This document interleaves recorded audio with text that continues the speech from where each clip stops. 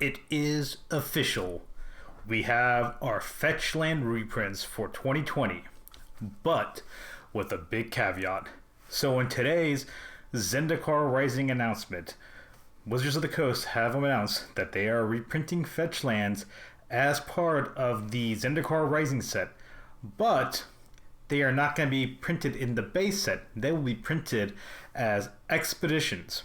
Now, the way you get one of these expeditions is by buying a booster box. You get a box topper pack with a expedition non-foil in it for every box you buy, which would be a draft box or a set booster box. And if you buy collector's edition booster box, you get a box topper pack with 2 expedition lands in it. Additionally, you can open up foil expedition lands in Zendikar Rising collector boosters. So, without much further ado, we know that we have 30 expeditions. The first 10 in the name and number crunch are the original, or not the original, but the Fetchlands, the allied and enemy colored Fetchlands. So I'm just going through each one of these, and I mean, these look pretty sweet, to be honest. So I am definitely going to be getting some collector's boosters from Zendikar Rising. I particularly like this one swap heath. And then we have our enemy colored Fetchlands fitting into the number crunch. And they all look really nice, I must say. Definitely like this Verdant Catacomb. I like that it's not as dark as the other expedition from Battle for Zendikar. The one that really throws me off is this Arid Mesa. Just looks like rocks. I'm not really sure particularly what's going on. And then Misty Rainforest. Additionally, there are 20 other cards. So there are 30 cards total that are expeditions. And they are all lands. So the first 10 that were spoiled were the 10 fetches. So going through cards 11 through 15, we have the fast lands from Mirrodin. So some of them I haven't been able to find pictures of them yet. So you see like Dark Shores, Seachrome Coast, Blackleaf Cliffs. I don't have pictures yet, but I was able to find Copperline Gorge, which is looking pretty nice, and Razorfish Thicket, which these green and white lands, both of them are looking pretty sweet. The next set of lands that they're adding in, the next 5, are the Bondlands from Battle Bond. So we're going over into Sea of Clouds, Morphic Pool, Luxury Suite, Spire Garden, and the Bountiful Promenade.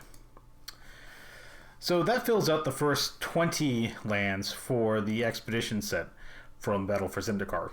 That means we have 10 additional lands, and we've had 3 of them that have been spoiled today through different media. We have Ancient Tomb, which I'm not sure where the official or where this was spoiled from, but during the announcement video, we got Prismatic Vista and Wasteland. So all very fine land choices.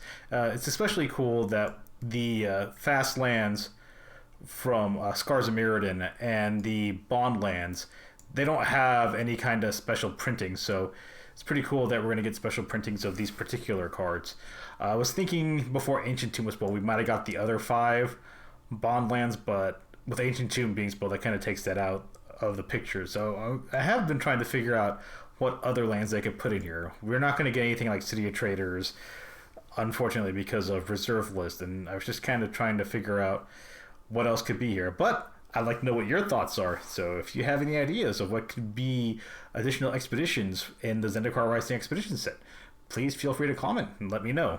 But let's move on to some other news today. We have a lot of spoilers from Zendikar Rising today, and I have a name and number crunch going on that includes both the base set and the and what would be like the showcase cards. We'll just go through a couple of like the more maybe like rares and mythic spoilers. So we have Tazri, Beacon of Unity, which really plays up the new mechanic for party referring to clerics, rogues, warriors, and wizards, and in Tazri's case, allies, with the cards kind of seeming like they're overcosted, but then being really undercosted if you control like all four members of a party. Pretty interesting mechanic. It's kind of like another fixed version of ally, it seems like, but we'll see what other cards they come out with for party. And then we have one of our Planeswalker, Jace Mirror Mage, which this is a pretty unique card. Like Jace, when you kick him, you get another copy of Jace. And then the two abilities, scry 2 and then reveal a card and remove the number of counters equal to the card's converted mana cost, which is interesting because like you could have one Jace to like scry 2, maybe scry a land on top, and then like zero your other Jace, like draw a land, and essentially not do anything to one of the copies of the token, or you could just find like your big thing that you're looking for. Really interesting card, Jace Mirror Mage. We have Coveted Prize, which is another card that particularly looks out for party and can be anything from like a Diabolic Tutor to like better Demonic Tutor if you have all four party members out. Plus, you get to cast something for free from your hand if you have all four party members out. So this is an interesting card, and really synergistic with another card that we'll go over in a second. We have the next iteration of Drana, the Last Bloodchief, which, 5 mana, 4/4 flying vampire, but when you attack, your opponent gets to choose a non-legendary creature card from your graveyard, and you get to return it with a 1/1 counter on it, and it becomes a vampire. Pretty powerful abilities. If you get to untap with Drana, I can imagine some pretty obscene things happening. And then I don't have a picture for it, but Palaka Predation ends up being the spell land, which I do have one, which we'll go over here in just a second. Moving on to the next set of cards, we have Valakut Awakening, which is the spell land I was referring to. So these cards are interesting that they function in two ways. They either are a spell or it's a land. You get to choose which one it's going to be as you cast it, but I believe for the spell lands, they always take the spell side as what it's represented as in the deck. So you can't like search, you can't like Sylvan Scrying for a spell land, but you could like Mystical Tutor and put a spell land on top of your deck. Something along that line.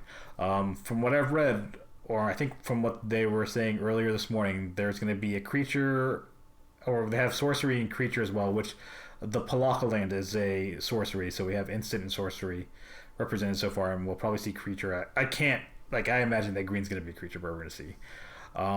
We have Lotus Cobra back as a rare in the set, and I'm going to really get into like the showcase cards in a second. The showcase cards are pretty nifty.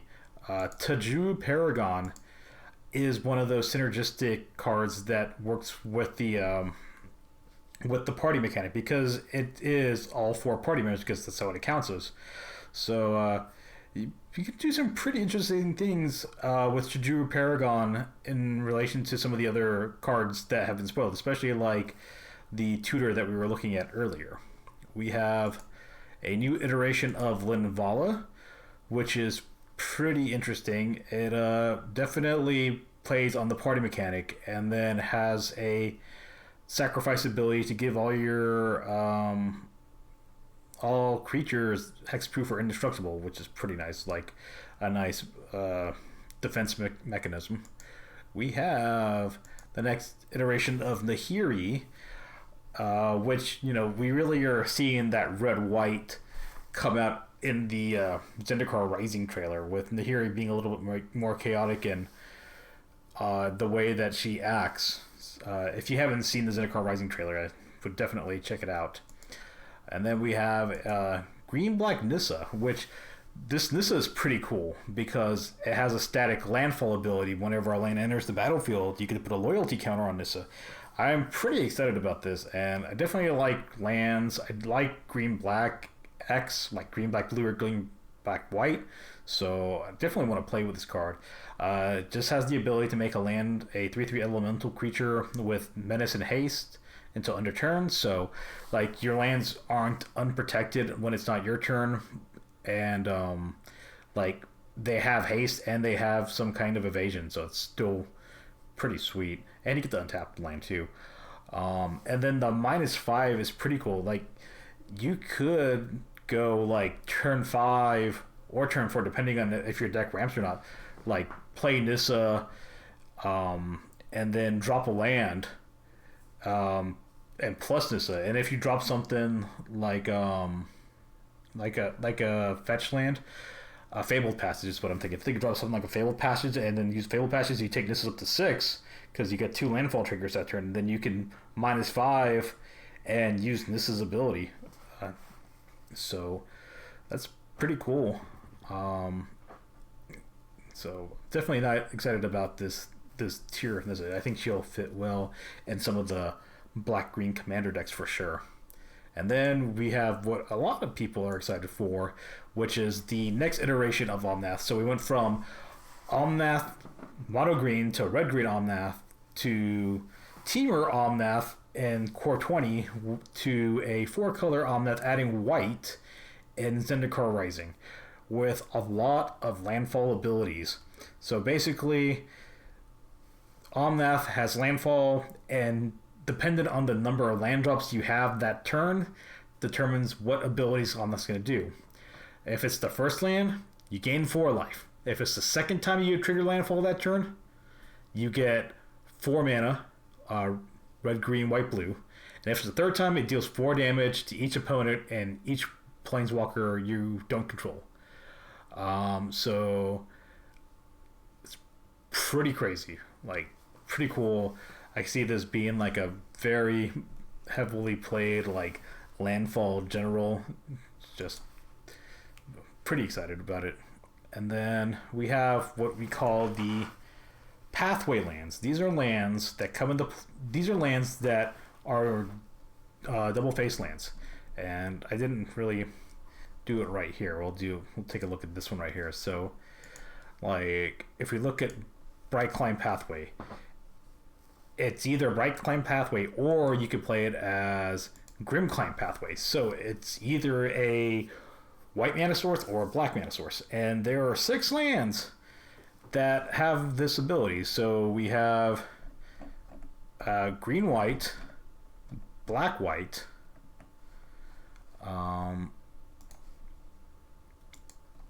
we have blue black, so clear water, clear water, murk water. After we have red green, Crag Crown, and Timber Crown. I'm going to skip Crawling Barrens for a second because I'm going to talk about that. We have red white, Needle Verge, Pillar Verge, and then we have River Glide and Lava Glide. So some pretty exciting lanes here. So the name and number crunch, interestingly enough, a while back there was a leak of Crawling Barrens, which, looking at the name and number crunch, was sitting at the 262 spot out of 280, which, you know, we have confirmed at this point there are 280 cards in this set, and looking at the name and number crunch for the pathway lands, 262 was not taken. So it's very strong evidence that Crawling Barrens is in the set, and I believe this was one of the arts that they had on the featurette. So it's very realistic that this is an actual card in the set. And Crawling Barrens is a really interesting person land. Just a colorless land, and then you could pay for it to put 2/1 counters on it, and it becomes a 0/0 elemental creature until end of turn. Like, that's pretty crazy. Just continuing to put on 2/1 counters on it, and it works really well with Nissa, because Nissa turns the land into a 3/3 creature, but if the creature has 1/1 counters on it already, it'll just become a bigger creature. So this is like a card that really sits well with Nissa. So looking into some of the showcase cards, because that's really the stuff that I'm probably going to be getting collector stuff, not too much draft or set boosters, but you know, we have our alternate version of Jace Mirror Mage, which when I first saw this, I was like, ooh, they're kind of making Jace a little, looking a little menacing, like Joker-like. Strange to see him as mono blue. We have our alternate Nahiri, and then we have our alternate Nissa. I think I'm more of a fan of the base art Nissa than I am of the alternate Nissa, but I'll take whichever one I get. And then they have the showcase versions of each of the pathway lands. I have pictures for some of them. I just got to find the right ones. So yeah, we got Bright Climb here, and you get the nice full art. Bright Climb, Grim Climb. We get Clearwater and Murkwater. And I believe the other one I have is River Glide, Lava Glide. So these are all looking pretty cool.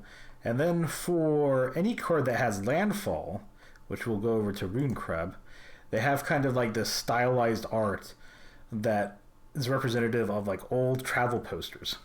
Rune Crab is okay. Spitfire Lagak I think is more representative of this. And then we go into some of our others like Lotus Cobra. This Lotus Cobra I think is sweet. This Lotus Cobra is awesome. I think that really shows off the style they were going for with the showcase arts. And then we have Omnath, with it being a landfall card, follows this same style of showcase cards. So these are pretty sweet looking showcase cards. And then we have our typical extended arts with Legion Angel. This is also just an interesting card with an interesting mechanic that lets you look for another card of the same name from outside the game. It makes me wonder like how you play this. It is an Angel Warrior, so it fits in the theme, in the party theme that they're going for in this set. So there is a tutor that works well with party that can let you get a Legion Angel and then let you just chain more Legion Angels out of your sideboard if that's what you wish to do. I don't know if I want to take 3 sideboard slots for 3 Legion Angels, but definitely a interesting mechanic going on here. We have our full art version of Tazri, and then our full art version of Linvala. And I know there have been other cards spoiled today, but I've been having a hard time finding reliable image links for them to add into the spreadsheet. So this spreadsheet is probably always going to be about a day behind because the most reliable source are going to be the Wizards visual spoiler. And typically, if you look at the data column, you'll see that like I try to pull all my images from Wizards, but in some cases I have to go to other places to pull the images for the spreadsheet. But for anyone that wants to check out the spreadsheet, I'm going to leave a link in the comment section below.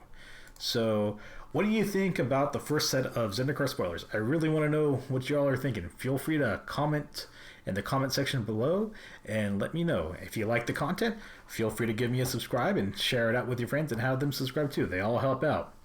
And until next time, I hope you all take care, stay safe, and goodbye.